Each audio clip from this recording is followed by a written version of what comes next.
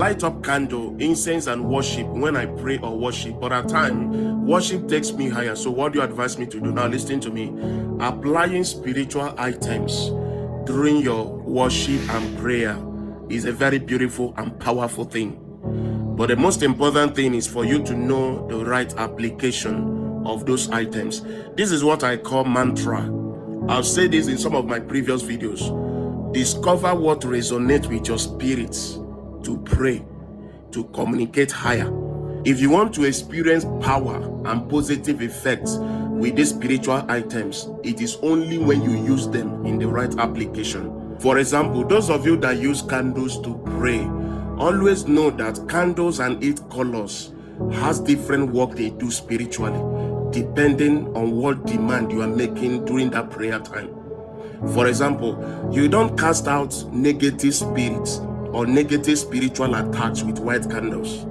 It is the work of a black candle. You don't do a prayer or spiritual protection with black candle, whereas that is the duty of a red candle.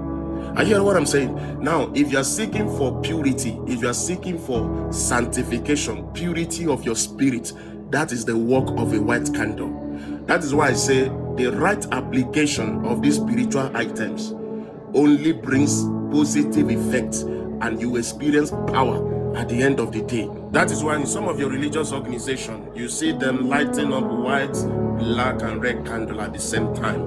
That is very bad. You light up those colors depending what you are doing in your spiritual frequency at that time. I hear what I'm saying. If it is time for purity, you know the candle to light up. If it is time for spiritual protection, you know the color to use. If it is time for warfare, you know the candle to use. I'm talking to you that said you use candle and incense. Another thing is incense. Using incense in times of prayer is a very powerful thing. It's a beautiful thing. Incense is a spiritual language. Incense is something that attracts spirits. Incense draws good spirit and bad spirit to you. Before you light up an incense in your house to pray, be in the mood of prayer first before lighting up that incense.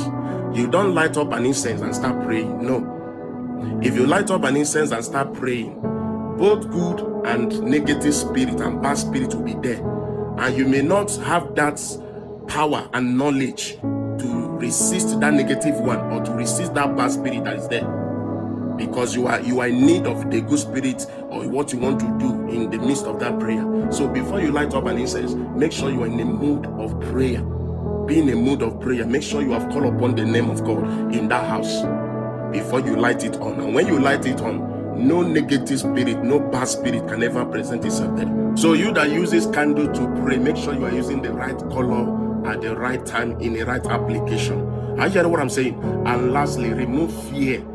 Conquer fear in your spirits. Some of you cannot pray in the dark room. You can't close your eyes in the dark room and pray confidently. If you are the kind of person, you can't be in a dark room alone and close your eyes and meditate and ascend in your spirits.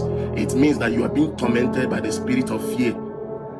The highest thing that limits your spirit is fear. So anytime you're using all these spiritual elements and something wonderful wants to happen in your spirit, but you are there, before you know you start panicking, or because you are having a goosebumps, you think a demon is there to attack you. No, that goosebump is the presence of angels. It's the presence of what you are doing. It is succeeding. It is working out well. But some of you are experiencing those goosebumps. You just stand up there, you on your lights, maybe you just quit the prayer. Whereas that it is that time your miracle wants to happen. But you are panicking, you are afraid.